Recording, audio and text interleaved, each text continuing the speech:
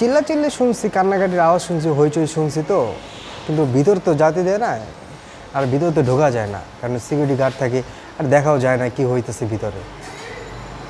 যে আওয়াজ শুনছি সে এটা বলতে পারে যে চিল্লাচিল্লি আওয়াজ হয় মাঝে মধ্যেই। কবুতরের মারধরের ঘটনাটা কি গত রমজানে? হ্যাঁ, গত রমজানে। এরপরে কি চাঁদাবাজির মামলা কি সে দিয়েছিল? আর না, আমাদের বললাম না, আমাদের এই এলাকায় স্থানীয় ছেলে আমাদেরকে সবাই চিনে। আমরা যদি ওই টাইপের ছেলে হইতাম তাহলে আলাদা এলাকার মধ্যে আমাদের নামে ব্যাড রেকর্ড থাকতো, যে ওরা এরকম করে ওরকম করে, আমাদের নামে কোনো রেকর্ড পাবেন না। তো এখন তো হচ্ছে তাকে আইনের আওতায় নেওয়া হয়েছে, আপনারা কি চান, কি প্রত্যাশা আপনাদের? আইনের আওতায় নেওয়া হয়েছে, কারণ ভালো। এখন আমরা চাইতেছি যে এটা সুস্থ একটা বিচার হোক, যেন এরকম মিল্টন সমাজে জানি আর না হয় দ্বিতীয়বার। তো আমরা চাইতেছি এই বৃদ্ধাশ্রমটা সরকারি আওতায় চলে যাক।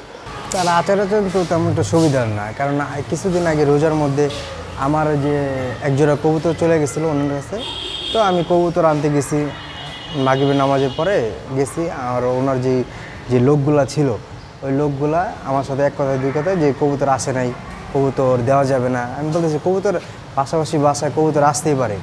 তো এই কথা কাটাকাটির মাঝখানে একদর আমরা চলে আসলাম যে লাগবে না কবুতর, আমাদের বের হয়ে চলে আসছে। পর রাস্তা থেকে আমাকে নিয়ে আমার আম্মারে মারধর করছে, টানতে টানতে নিয়ে ভিতরে যে অনেক মারধর করছে। কে নিয়ে গেছে? কে, মিল্টন নিজে এসে? না, মিল্টনের যে লোকগুলো ছিল ওগুলা নিয়ে গেছে, লাঠিয়াল যে বাহিনীগুলা। ওরা 10-15 জন অল টাইম প্রস্তুত থাকে, ভিতরে কেউ গেলেই মারধর করে।